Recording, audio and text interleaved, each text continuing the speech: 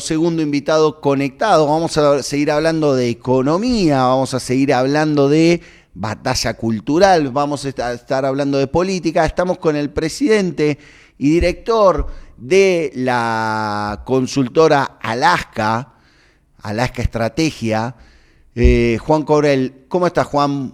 Buen día, bienvenido a la mañana de Punto Uno Stream. Lisandro Vives por aquí.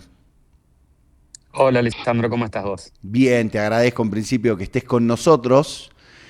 Eh, Junto a 3.0, a la consultora de Sheila Bilker, que ustedes trabajan mucho en común, sacaron una tercera edición de un informe que denominaron No la ven, el debate público, la batalla cultural.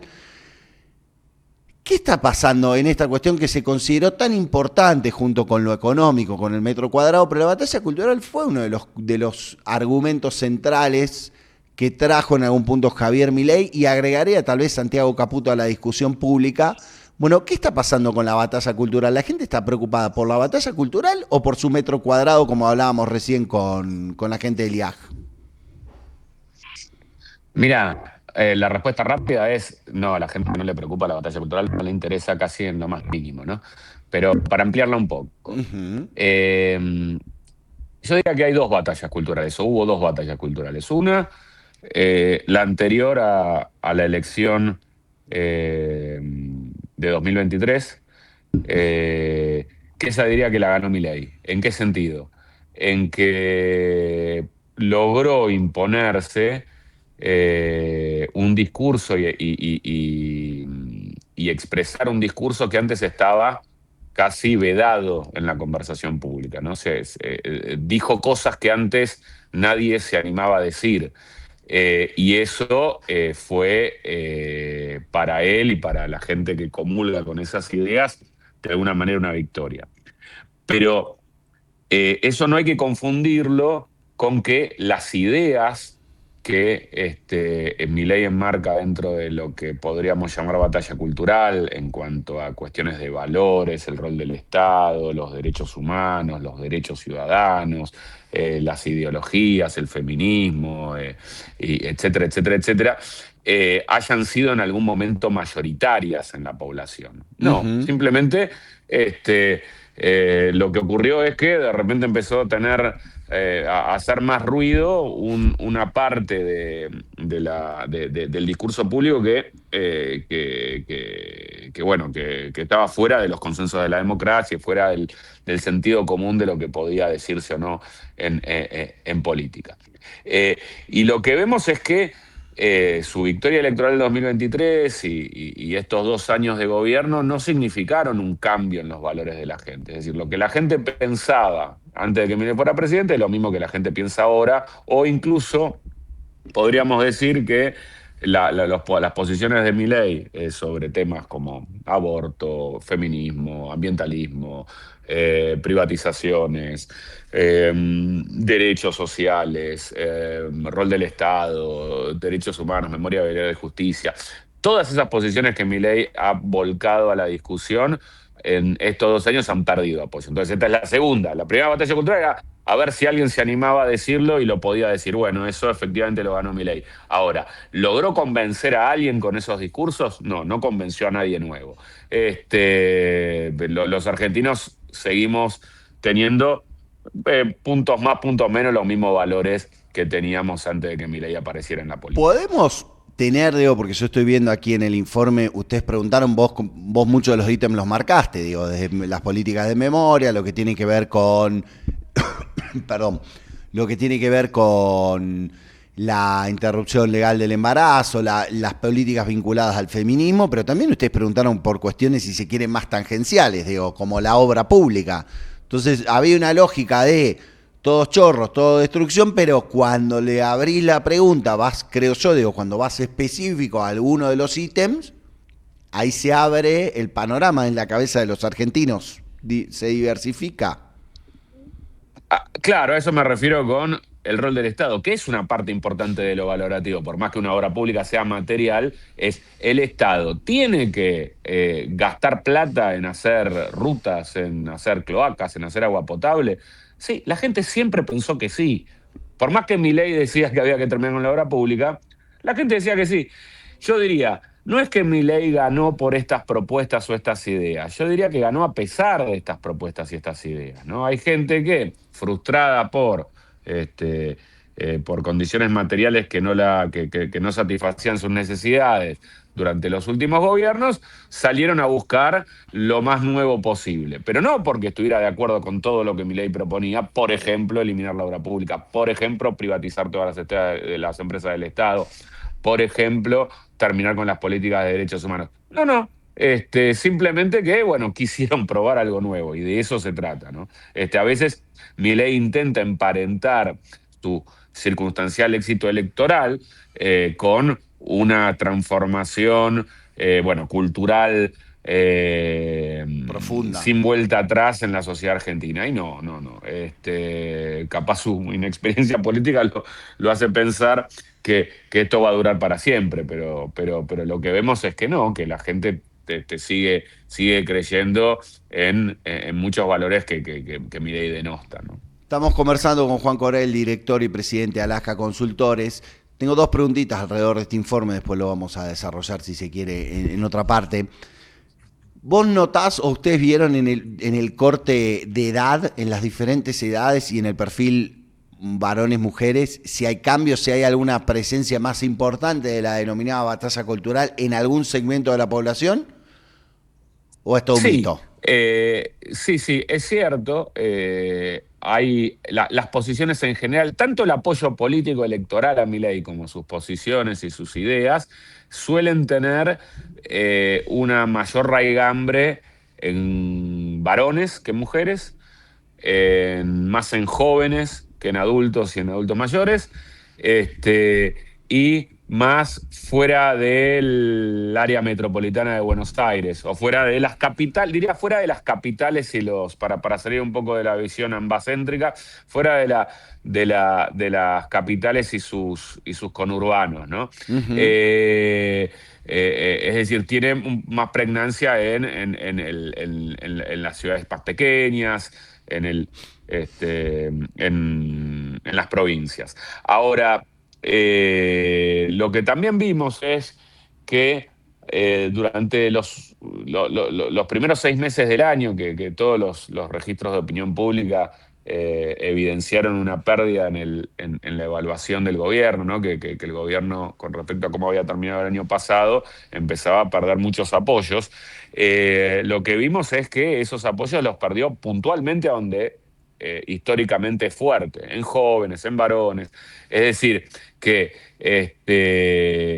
que lo que eso nos permite eh,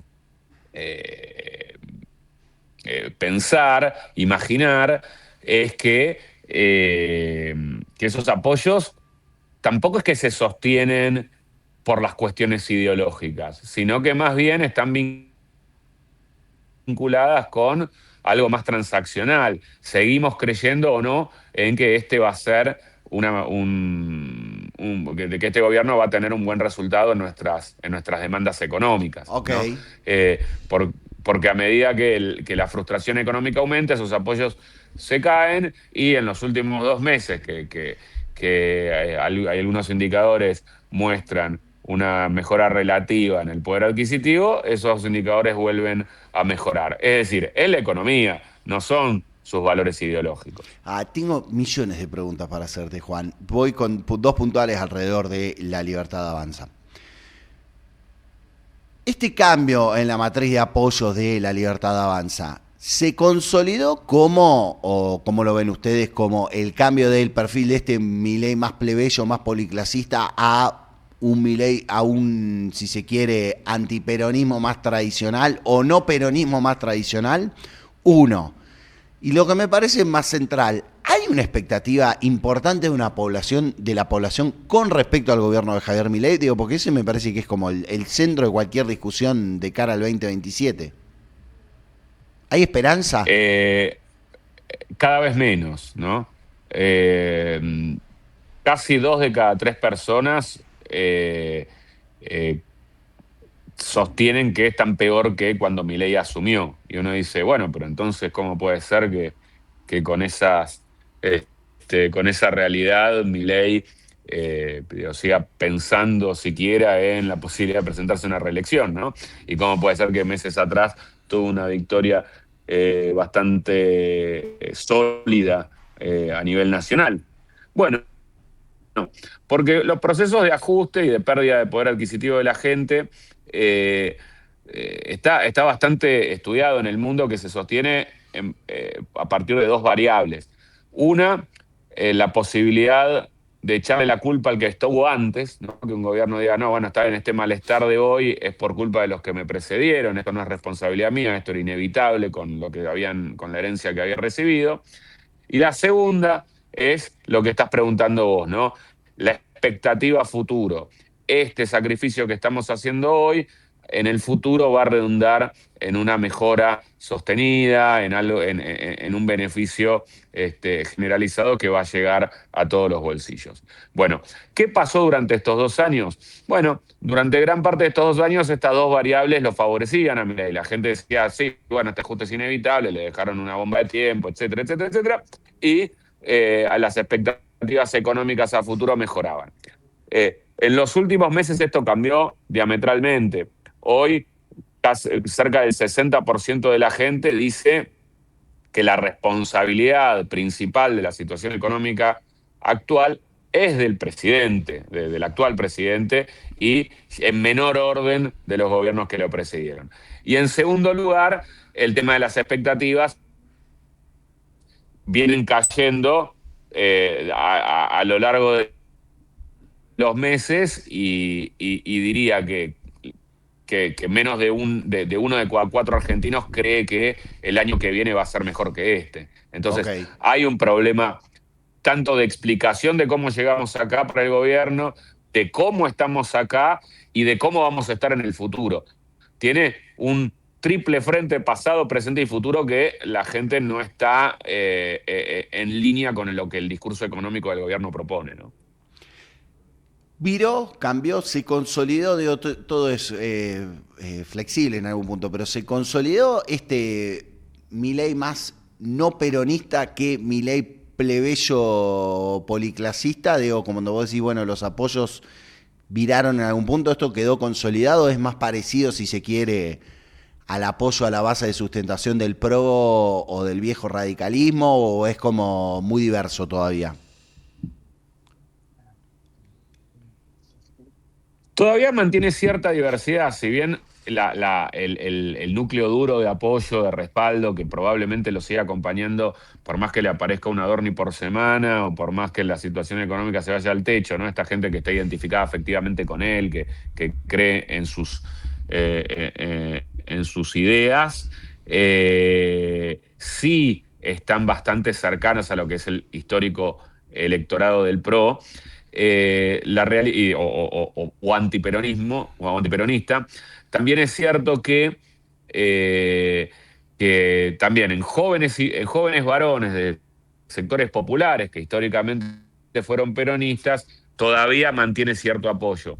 Por eso, o en verdad, esto se explica en cierta manera por cuando uno revisa cómo vienen los ingresos en los distintos sectores sociales, el impacto de la asignación universal por hijo. Claro, Milei ajustó por todos lados, pero menos ahí bien abajo no.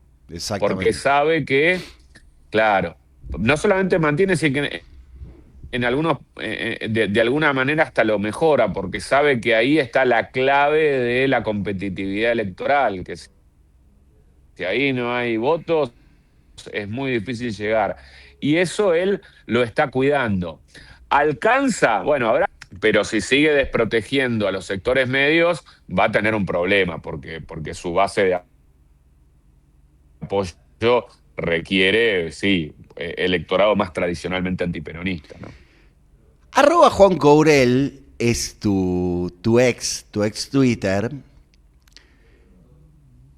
Casi te diría que es un poco bait este Twitter.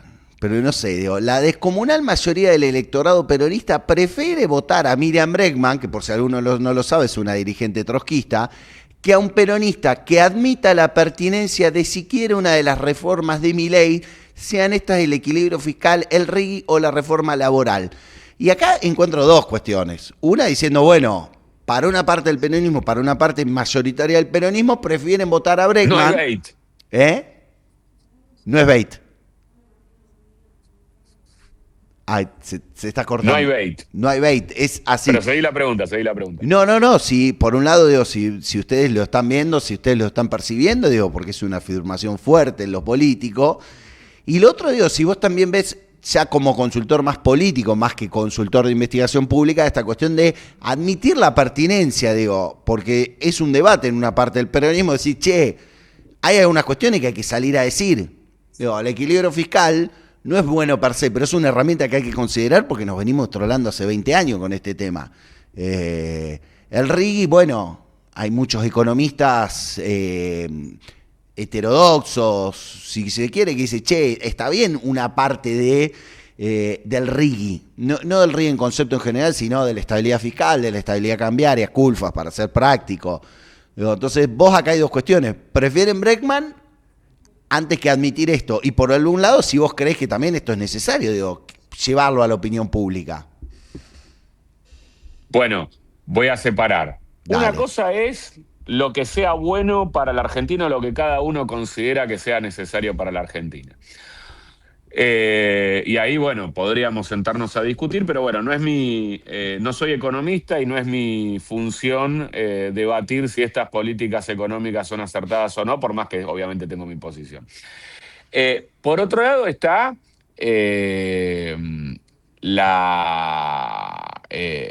lo que yo considero que es meritorio para la democracia, que es que cada político o cada líder de opinión manifieste lo que cree. Entonces, Okay. si hay peronistas que creen que el superávit fiscal es importante y lo que Milei hizo para obtener el superávit fiscal era de alguna manera necesario, bueno, me parece bien que lo hagan, porque de esa manera existen debates de ideas. Lo que yo digo es, hoy por hoy, quienes manifiestan voluntad sólida de votar al peronismo, que no es que están viendo, depende quién sea el candidato peronista, van a votar o no un candidato peronista, sino que dicen, yo voto al peronismo. Y votaron al peronismo en 2025, y votaron al peronismo en 2023, y votaron peronismo 2021. Me refiero a eso con el votante peronista, el votante identificado, el que está ahí, banca a pesar de las buenas y las malas, que es una porción importante del electorado, que no te alcanza para ganar una elección, pero que es lo que hace que el peronismo sea hoy la principal fuerza opositora. No quiere saber absolutamente nada con las concesiones a Milei. No escuchan y no apoyan y no tienen imagen positiva de los dirigentes que, a nivel nacional me refiero, sí, proponen algunas de estas cuestiones. Cuando uno repasa la lista de dirigentes con mejor imagen a nivel nacional de la oposición, todos, incluida Miriam Bregman, que no es peronista, buscan una diferencia totalmente nítida con el actual gobierno. El peronismo tiene dirigentes que no sostienen que el superávit fiscal sea lo más importante y que no están de acuerdo ni estuvieron de acuerdo con el RIGI, etcétera. Por lo tanto, bueno, lo que es veitero es decir que acá Bregman está por ganar la candidatura la interna del peronismo. No, eso, claro.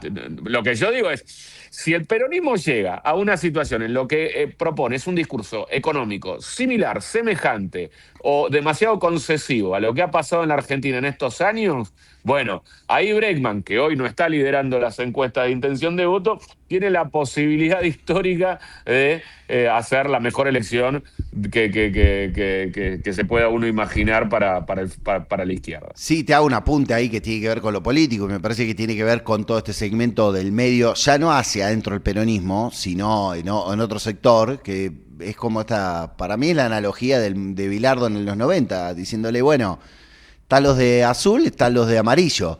Si ustedes se la pasan a los de amarillo en algún punto, van a ganar los otros, digo. Depende obviamente en qué camiseta que te quieras parar y si esto es un partido de fútbol, digo. No sé si es la mejor analogía, pero hay algo ahí donde no te van a reconocer a un Pero segmento. fíjate el año pasado en las elecciones de medio término, al peronismo no le fue bien a nivel nacional. No, Milei ganó 40, si uno suma las distintas expresiones, ganaba 40-33. Ahora, los sectores del peronismo que jugaron por afuera de este discurso abiertamente opositor, peor, cosecharon muchísimo menos votos. peor, sí. El peronismo le fue mal. El peronismo diría, casi diría el kirchnerismo, le fue mal, pero se ganó el derecho de decir, hoy por hoy la oposición somos nosotros y los demás la miran de afuera. Y sigue siendo así.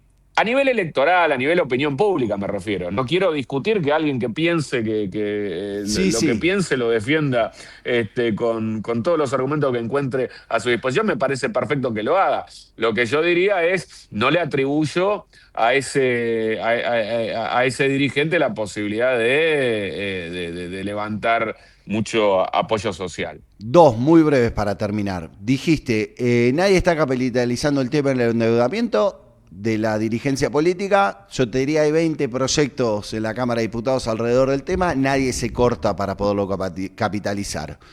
Y otra cosa que también, en lo que ponías en Twitter, dice, bueno, para vos hay una percepción de que muchos peronistas todavía miran o se sostienen más en el pasado, si no leí mal, que en el futuro. ¿Esto para vos es así? Porque del precandidato Sí, también. principal, Axel Kicillof, es derecho al futuro. Es derecho al futuro, pero es ex ministro de Economía de Cristina Kirchner. Ok. Y diría que cuando uno ve. Kicillof es uno de los dirigentes con mejor imagen en el peronismo desde hace muchos años, no desde ahora. Y eso diría que es desde que desde que irrumpió como ministro de Economía hace más de 10 años ya. Y su base de apoyo sigue siendo esa. Y quienes lo acompañan son personas que simultáneamente al acompañamiento que tienen a su figura, también acompañan a Cristina y a Néstor Kirchner. Y acompañan a sus gobiernos y tienen un buen recuerdo de esos gobiernos. No hay en la candidatura de Kicillof una porción significativa del electorado que no tenga como principal argumento para confiar y creer en él el hecho de que ha sido siempre un representante de estos gobiernos y o por lo menos en los últimos años de estos gobiernos y de sus políticas. Y lo mismo lo traslado a todos los sectores sociales que te hacía referencia recién, que son votantes sólidos del peronismo. Están mucho más. Su identidad política con el peronismo tiene muchísimo que ver con una mirada retrospectiva y una comparación de cómo han sido los gobiernos del kirchnerismo frente a este gobierno de Milei o incluso al gobierno de Macri. No necesitan demasiado futuro para seguir votando al peronismo. Diría que básicamente no les importa demasiado eso. Lo van a acompañar.